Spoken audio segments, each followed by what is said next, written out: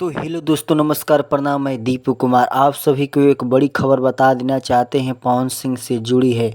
पवन सिंह आजकल बहुत चर्चा का विषय बने हुए हैं।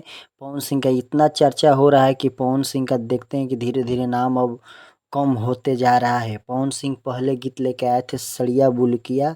उसके अपार सफलता के बाद केवल गीत का नाम रखा गया है सड़िया।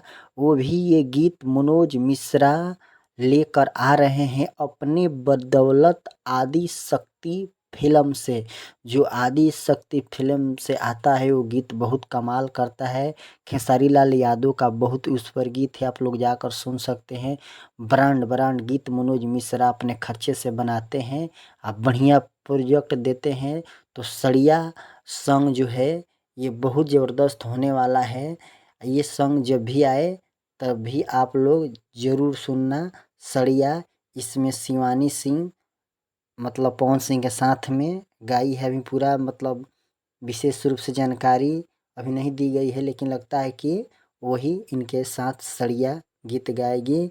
और ये गीत आदि शक्ति फिल्म से आएगा। इसका टीजर बहुत जल्द आप सभी के बीच रिलीज होगा तो इसका खबर हम आप सबको ज़रूर बताएंगे।